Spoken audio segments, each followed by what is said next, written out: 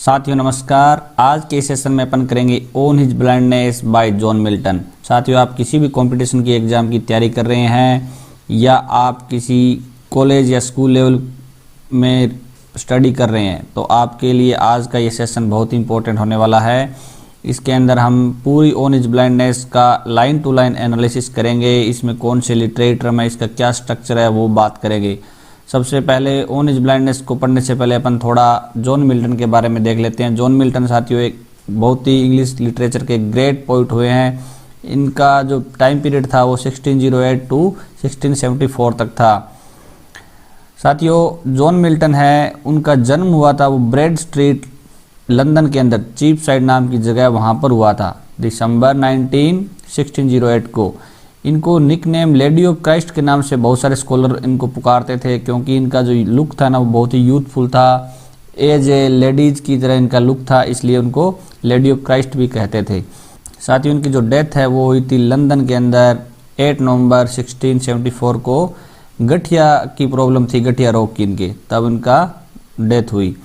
साथियों, इनका संबंध प्योरिटन एज से है। प्योरिटन एज मीन्स इनका जो लिटरेचर के अंदर जब ये वर्क लिख रहे थे उस समय लिटरेचर के अंदर प्योरिटन एज चल रहा था।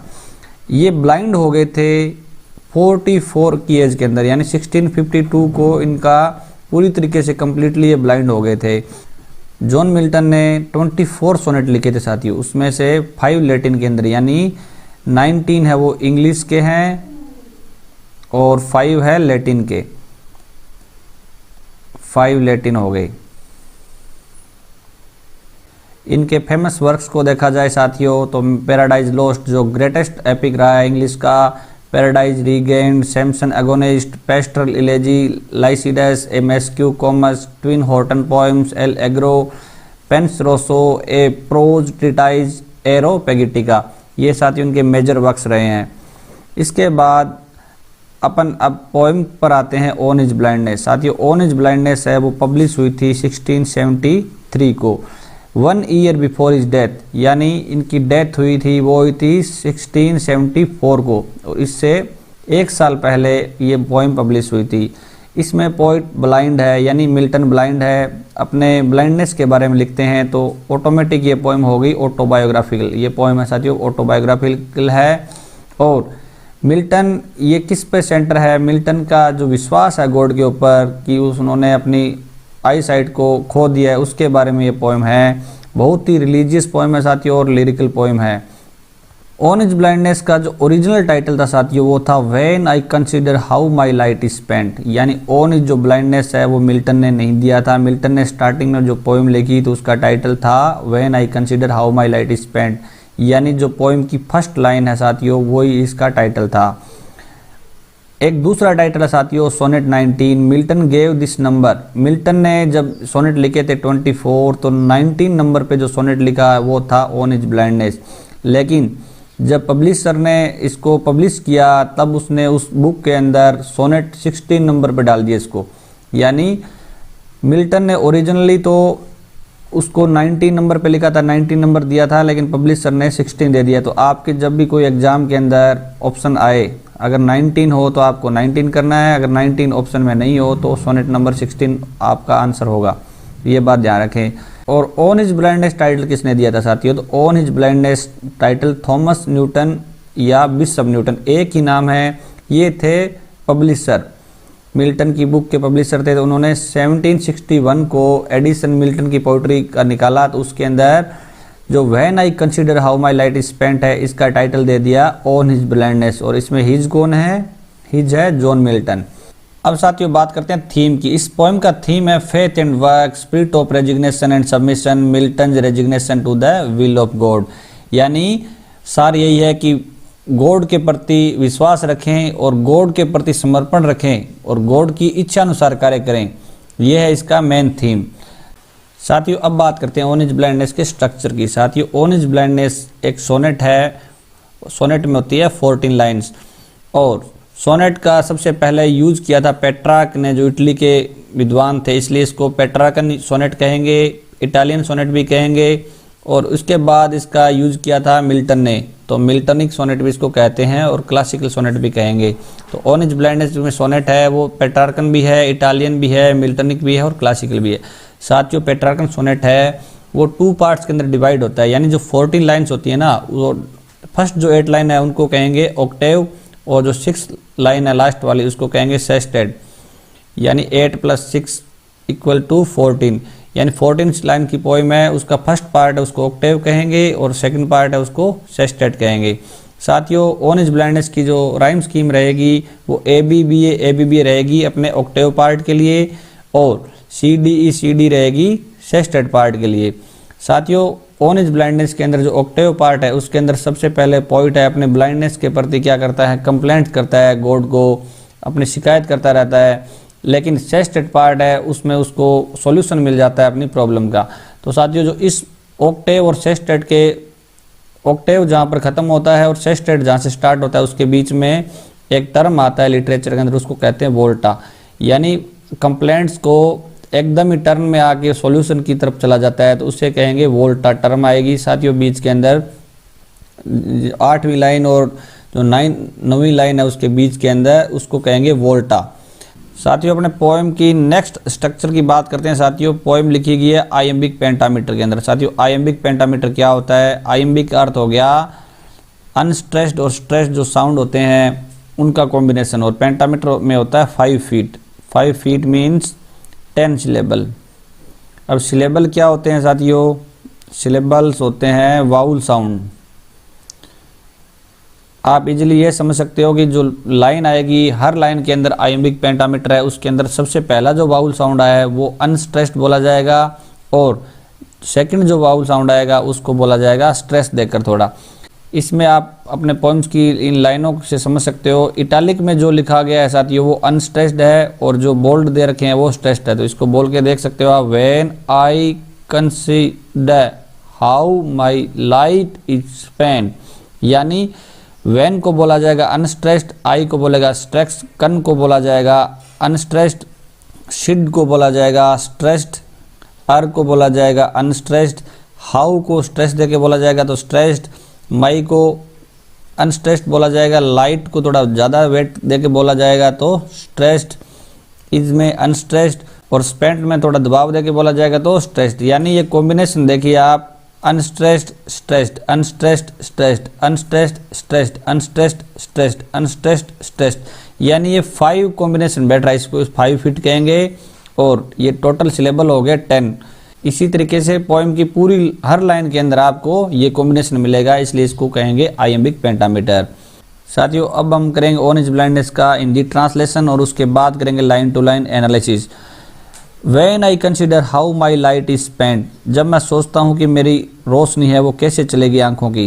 Ere half my days, मेरी जीवन की आधी उम्र से पहले ही, in this dark world and wide, और अब मेरा संसार बिल्कुल डार्क हो गया, वाइड हो गया अंधे होने के कारण।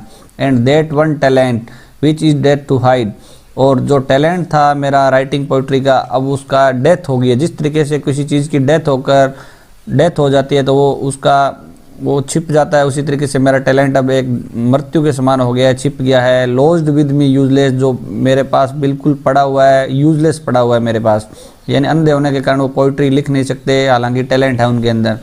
दो my soul more bent to serve therewith my maker, हालांकि मेरी सोल है, मेरी आत्मा है, वो अभी भी झुकी हुई है सेवा करने के लिए माई मेकर। मेकर मीन्स गॉड, कि मैं गॉड की सेवा करना चाहता हूँ पोइट्री लिखकर। And present my true account, और मैं पोइट्री लिखकर मेरा जो लास्ट के अंदर जब मेरी मृत्यु होगी तो मैं मेरा जो ट्रू अकाउंट पेश करूँगा। लेस्ट ही रिटर्निंग चाइल्ड, अन्यथा अगर मैं उनका यूज नहीं करूँगा मेरी राइटिंग पोइट्री का, मेरे टैलेंट का, तो मुझे लौटते टाइम यानी डेथ के टाइम मुझे क्या करेंगे, डांटेंगे।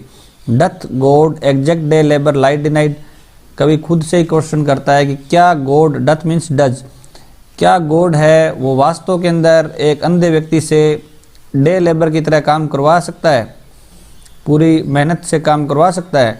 आई फॉन्डली आस्क, मैं मूर्खता से पूछता हूँ। बट पेशेंस टू प्रिवेंट, और बाद में पेशेंस क्या करता है, मुझे रोकता है। तो ये हो गया साथियों ऑक्टेव पार्ट हो गया। इसके अंदर वो 3 प्रॉब्लम दिखा दी इसने भी, मेरे आई साइड चली गई है, मेरे पोइटिक पावर यूजलेस पड़ा हुआ है और गॉड मुझे डांटेंगे। तो ये हो गया ऑक्टेव पार्ट। अब बीच में साथियों अपने ऑक्टेव और सेस्टेट के पार्ट में हमने बात की थी वोल्टा की आएगी, टर्न आएगा। That murmur soon replies but patience to prevent that murmur soon replies. तभी पेशेंस जो धैर्य है उसने टू प्रिवेंट दैट मर्मर, तो मेरी बड़बड़ाहट को रोका और जल्दी से रिप्लाई किया, God doth not need either man's work और हिज ओन गिफ्ट्स। यानी एकदम टर्न आ गया और अब खुद का ही जो कवि का पेशेंस है वो जवाब देता है कि गॉड को जरूरत नहीं है आइदर मैन्स वर्क, किसी व्यक्ति के काम की, और हिज ओन गिफ्ट्स, और उसके द्वारा दिए गए गिफ्ट्स की किसी को आवश्यकता नहीं है गॉड को। Who best bear his mild yoke they serve him best. जो है ना भगवान के दिए गए जो बर्डन है, कोई चीज़ है भगवान की दी हुई, उसको अगर वो सहन करते हैं तो वो क्या करते हैं, सबसे ज़्यादा अच्छे तरीके से उनकी सेवा करते हैं। His state is kingly, his God के लिए साथियों यहाँ पे गॉड का जो स्टेट है वो एक राजा की तरह है। Thousands at his bidding speed, बहुत सारे हजारों लोग हैं वो सेवा करते हैं उनकी बिडिंग स्पीड, वो उनके आदेशों का पालन करते हैं, तीव्र गति से उनके आदेशों का पालन करेंगे। And post over land and ocean without rest, और गॉड के जो मैसेज है ना उनको पोस्ट करते हैं, मैसेज को भेजते हैं, संदेश वाहक के रूप में यूज होते हैं, वो लैंड हो चाहे ओशियन हो, वो बिना रेस्ट किए। बहुत सारे लोग ऐसे हैं जो उनके पास है गॉड के पास। They also serve only stand and wait, और वो भी लोग हैं जो सबसे अच्छी तरीके से गॉड की सेवा करते हैं, जो हमेशा खड़े रहते हैं और वेट करते हैं, यानी गॉड की जो इच्छा है उसके ऊपर ही डिपेंड रहते हैं, वो भी अच्छी तरीके से गॉड की सेवा करते हैं। तो साथियों ऑक्टेव पार्ट के अंदर 3 प्रॉब्लम्स हमने देखी थी। पोइट है उनकी आई साइड चली गई है, उनकी पोइटिक पावर यूजलेस पड़ी हुई है और गॉड उनको डांटेंगे, ये उनकी प्रॉब्लम थी। लेकिन सेस्टेट पार्ट सॉल्यूशन दे देता है कि गॉड को किसी की हेल्प की जरूरत नहीं होती है, गॉड को किसी भी जो गिफ्ट है उसका रिटर्न की आवश्यकता बिल्कुल भी नहीं होती है, और जो लोग है ना रेडी रहते हैं हमेशा गॉड के सेवा करने के लिए, वो भी गॉड के क्या है, ट्रू सर्वेंट है। साथियों अब अपन करेंगे line to line analysis poem का। फर्स्ट लाइन है साथियों, when I consider how my light is spent. जब मैं कंसीडर करता हूँ, consider means think about, reflect on, contemplate. जब मैं सोचता हूँ हाउ माई लाइट, कि कैसे मेरी रोशनी, यहाँ पे लाइट मीन्स है साथियों आई साइट, इसका अदर लैम्प, टैलेंट, लाइफ भी लगाया जा सकता है। और यहाँ पे लाइट को साथियों मेटाफर के रूप में यूज किया गया है। इज स्पेंट, स्पेंट होता है यूज अप, चले जाना, कि जब मैं सोचता हूँ कि कैसे मेरी लाइट है वो स्पेंट हो गई है। तो इसमें मेन पॉइंट आपको फर्स्ट लाइन में ध्यान रखना है कि लाइट को क्या किया गया है, मेटाफर का यूज किया गया है, figure of speech metaphor. Second line है साथियों, air half my days in this dark world and wide.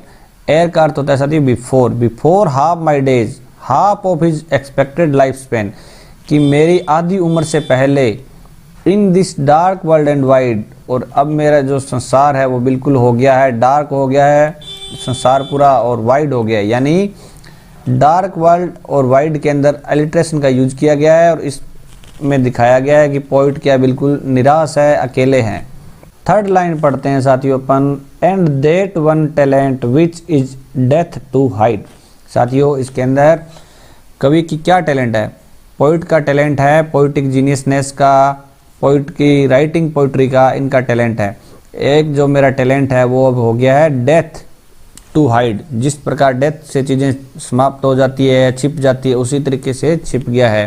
साथियों टैलेंट वर्ड है, एक एल्यूजन लिया गया है कहाँ से, बाइबिल से, बाइबिल से एक पैराबल लिया गया है साथियों, और मैथ्यू 25 से, जिसकी 14 to 30 लाइन है, उसके अंदर एक स्टोरी दे रखी है कि उस समय लॉर्ड ने क्या किया था, अपने 3 सर्वेंट्स को कॉइन्स दिए थे, यानी टैलेंट दिए थे, कॉइन दे दिए उनको, और कहा कि मैं धार्मिक यात्रा पे जा रहा हूँ और आऊँ तब आप मुझे वापस दे देना। तो 2 जो सर्वेंट थे उन्होंने तो क्या इन्वेस्ट करके उसका डबल इनकम कर ली थी, लेकिन थर्ड से जब पूछा उन्होंने कि तुमने क्या किया, तो उन्होंने क्या दिया कि मैंने तो इनको गाड़ दिया, मुझे डर लगा कि कहीं मैं इसे खो न दूँ, तो उन्होंने पूरा उनको डांट लगाई। उसी तरीके से कवि कहना चाहते हैं कि जो टैलेंट है ना मेरा, वो भी उसके जो कॉइन था, जो थर्ड सर्वेंट का जो कॉइन है उसने उसको दबा दिया था, उसी तरीके से मेरा भी क्या छिपा हुआ पड़ा है। साथियों इसके अंदर जो टैलेंट वर्ड के दो मीनिंग निकल रहे हैं, इसलिए यहाँ पे जो फिगर ऑफ स्पीच आएगा वो आएगा पन। टू मीनिंग जब निकलते हैं ना एक ही शब्द के, तब वहाँ पे होता है पन। तो जो टैलेंट वर्ड है वहाँ पे यूज हुआ है पन का साथियों। और डेथ टू हाइड का अगला मीनिंग ये भी निकाला जा सकता है कि किसी के टैलेंट को छिपाना भी क्या एक पनिशमेंट मिलती है, उसको छिपाया जाता है तो उसको पनिशमेंट मिलती है डेथ के रूप में।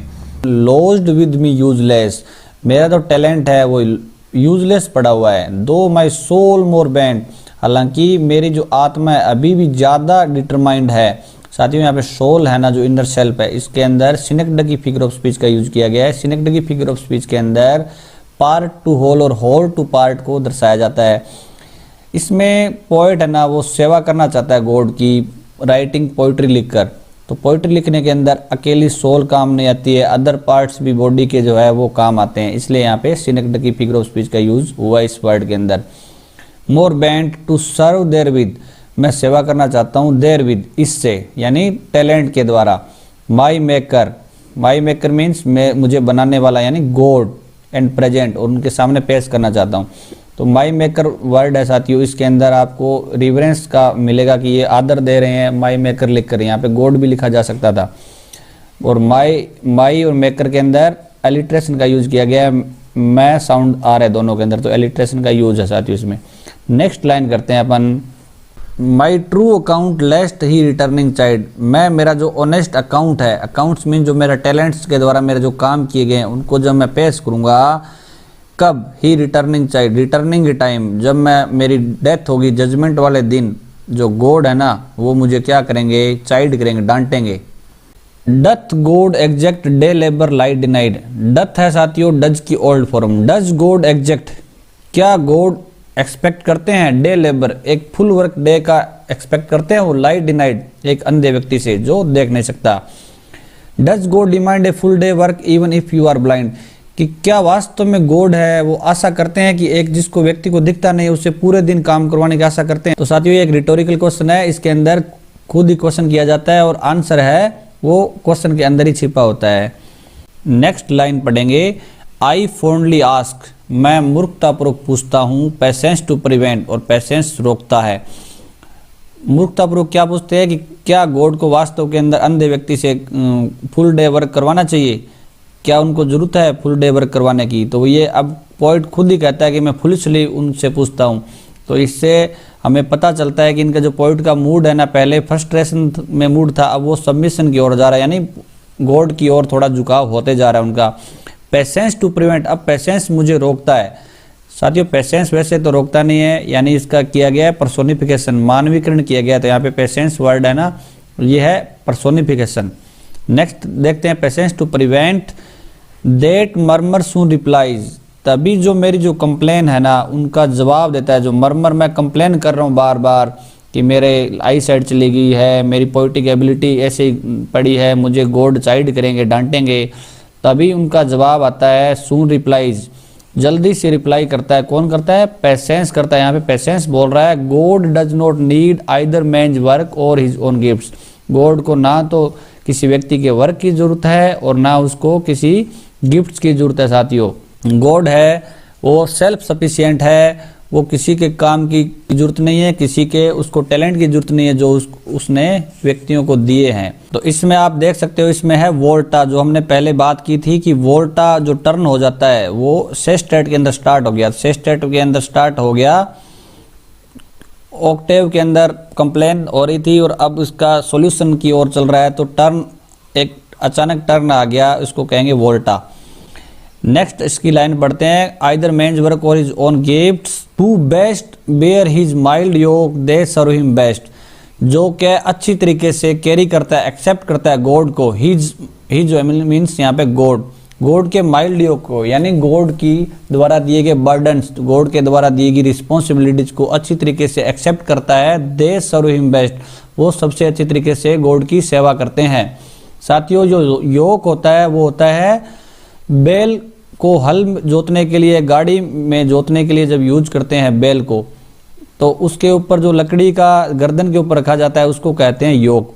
तो साथियों इसका मीन्स हो गया बर्डन।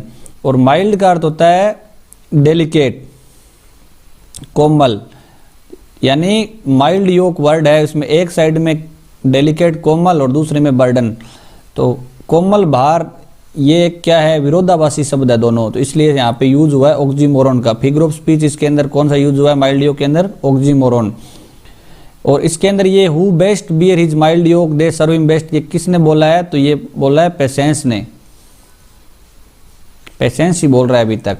नेक्स्ट लाइन पढ़ते हैं, हिज स्टेट इज किंगली, उसका स्टेट है वो एक राजाओं की तरह है। यानी ये लाइन साथियों एम्फेसाइज करिए, गॉड की मेजेस्टी, उसकी भव्यता को बता रही है और उसके महानता को बता रही है। Thousands at his bidding speed and post over land and ocean without rest, thousands हजारों, एट हिज यहाँ पे है गॉड साथियों, हजारों है गॉड की ऑर्डर को मानने के लिए स्पीडली, पोस्ट ओवर वो जाते हैं ट्रेवल करते हैं, ओवर लैंड जमीन पर भी, एंड ओशियन समुद्र, विदाउट रेस्ट बिना किसी रेस्ट के, कि गॉड के पास हजारों ऐसे मैसेंजर या सेवक है जो गॉड के एक आदेश पर बिना किसी रेस्ट के, चाहे वो भूमि हो चाहे वो समुद्र हो, हर जगह वो ट्रेवल करते हैं गॉड की इच्छा के अनुरूप। तो ये भी कौन बोल रहा है साथियों, यहाँ पे पेशेंस बोल रहा है। अब इसमें थाउजेंड्स वर्ड है, उसके अंदर मेसिस लिटरेरी टर्म का यूज किया गया साथियों। मेसिस क्या होता है, भी एग्जैक्ट नंबर है उससे कम बताना। अब गॉड के जो मैसेंजर है वो थाउजेंड्स के अंदर नहीं है, बहुत सारे हैं गॉड के मैसेंजर, तो इसलिए यहाँ पे मेसिस का यूज किया गया है। अब नेक्स्ट एंड लास्ट लाइन पढ़ेंगे जो वेरी इंपॉर्टेंट है, they also serve who only stand and wait, वो भी सेवा करते हैं जो खड़े रहते हैं और इंतजार करते हैं गॉड का। ये भी पेशेंस ने बोला है साथियों। अब पोइट का पेशेंस बोलता है कि वो भी सेवा करते हैं जो हमेशा खड़े रहते हैं और गॉड के आदेशों का इंतजार करते हैं। यानी आप अंधे हो तो कोई बात नहीं, गॉड की इच्छा जब भी होगी तो आपको काम करवाएंगे गॉड। आप अगर गॉड के प्रति आस्था रखते हो, आप उसमें विश्वास रखते हो, तो आप भी एक अच्छे सेवक हो। तो यहाँ पे जो पोइट है जॉन मिल्टन, उनको उनका जो पेशेंस है वो रिलीफ प्रदान करता है, राहत प्रदान करता है साथियों। ऑक्टेव पार्ट के अंदर जो उनका प्रॉब्लम थी, उनका सॉल्यूशन उनके पेशेंस ने दिया है सेस्टेड पार्ट के अंदर। और ये जो लाइन है ये प्रेरित है साथियों बाइबल के जेम्स 5:11 चैप्टर के अंदर, जहाँ पे बताया गया है कि हमेशा गॉड के प्रति लॉयल रहना चाहिए, उसके प्रति वफादार रहना चाहिए, विश्वास रखना चाहिए और उनका इंतजार करना चाहिए, हमेशा उनके साथ न्याय होगा। तो ये लाइन अपने लास्ट लाइन है वो जेम्स 5:11 चैप्टर से बाइबल से ली गई है। इसके साथ ही इस लाइन के अंदर पैराडॉक्स लिटरेरी टर्म का यूज किया गया साथियों। पैराडॉक्स होता है विरोधाभासी चीज़ों का आना। जैसे इसमें बताया गया कि एक व्यक्ति है जो खड़ा रहे और वेट करे गॉड के इंतजार का, यानी अगर ज़्यादा डीपली सोचे तो अगर कोई निष्क्रिय रहे तो क्या वो भी एक सच्चा सेवक होगा, कोई बिना काम किए। तो यहाँ पे इसलिए पैराडॉक्स का यूज किया गया साथियों इसके अंदर। तो साथियों ये थी ऑन हिज ब्लाइंडनेस पोएम। और आपको यही बोलना चाहूँगा कि अगर आप कंपटीशन लेवल की तैयारी कर रहे हैं साथियों, तो आप ऑन हिज ब्लाइंडनेस पोएम का टेक्स्ट याद करें, क्योंकि टेक्स्ट से बाहर कुछ नहीं है, टेक्स्ट से क्वेश्चन सीधे आते हैं। और जो इसकी जो फैक्ट है वो मैंने लगभग सभी फैक्ट आपको बता दिए, इससे बाहर कुछ नहीं जाने वाला। और साथियों अगर आप ग्रामर एंड लिटरेचर के अदर नोट्स आप प्राप्त करना चाहते हैं तो हमारे टेलीग्राम चैनल मिशन विद्यादान से प्राप्त कर सकते हैं। साथियों वीडियो अच्छा लगा है तो वीडियो को लाइक करें, चैनल को सब्सक्राइब करें और अपने नियर एंड डियर वन को शेयर भी करें। थैंक यू साथियों।